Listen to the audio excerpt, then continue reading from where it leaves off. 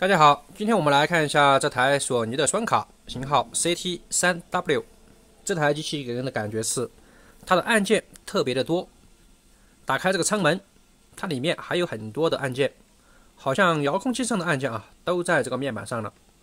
机器双卡，双向走带，使用的是快速反向非晶类磁头。这台机器使用的是100伏的电压，电控机芯，电动舱门。看一下机器的状态，右卡可以打开舱门，放入磁带，也可以关闭，播放都可以，快进快退也行。看一下左边，左边有的时候能够打开，有的时候打不开。来看一下它里面的磁头，磁头在这个位置感觉是没有回位。放入磁带，它收缩的比较慢，没办法播放，正反都不能播放。拆机，看一下机器里面的情况。看一下机器里面的构造，两个机芯都有3个电机。走带、收带、开关舱3个电机各司其职，然后这里还有一个电机，这一个电机是连接着前面这一个 REC 的一个音量电位器的。之所以这里有一个电机，是因为还可以通过遥控器来调节这个音量。两个机芯的皮带都没有发现问题，加载小皮带和这个主皮带都是可以用的。把左边这个机芯拆出来，看能不能发现问题。机芯拆出来，磁头旋转的这个小弹簧掉出来了，这个没有到位。这个机芯的结构，有些部分感觉和索尼的395机芯还有一点类似，尤其是上面的这个部分结构，开关舱舱门的这部分结构也有类似的地方。这个小弹簧应该是这样来安装的，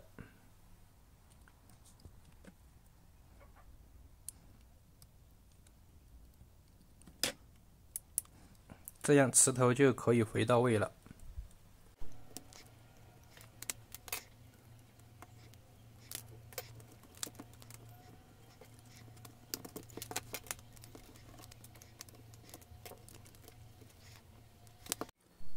拆到这里感觉是特别的熟悉。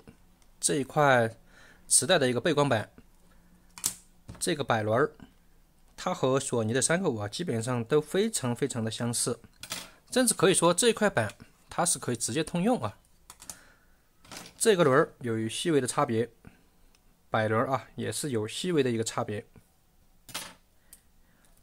后面的磁带检测开关估计是完全一样的。395机芯这里有一个毛毡，这个机芯没有，但是它这个机芯同样这里有这个卡扣，估计当时是同一个模具。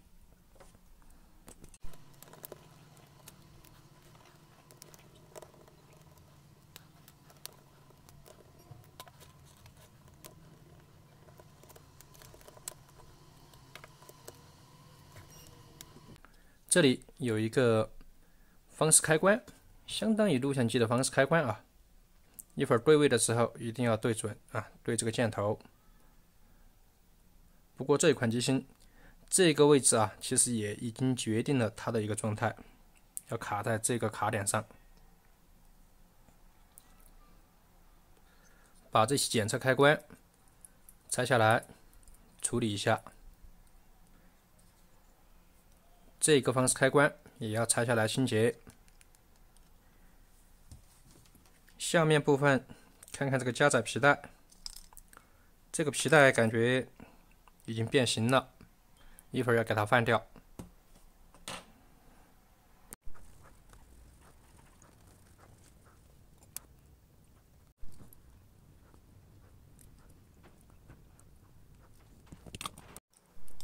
这里有点紧，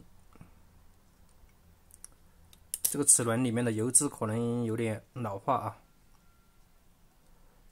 所以它开仓比较缓慢。实际上负责开仓的电机是这一个啊，这个是负责模式的一个转换以及磁头的上升。把这个齿轮拆下来，里面的油脂重新清洁一下，加注。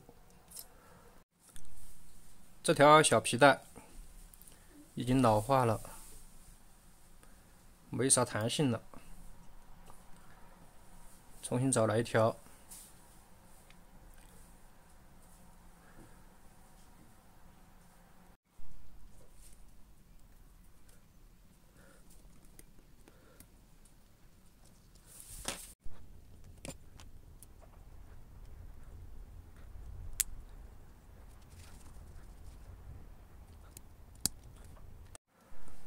全部装好了，现在我们上机啊，来测试一下它的性能。装好以后，现在咱们来试机、通电、开仓。现在开关仓就比较顺畅。放入一盘磁带，来测试一下。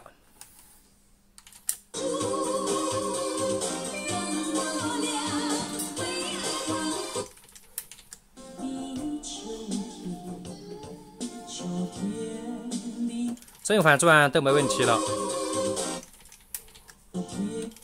停止，快进，停止，快退，播放，反转。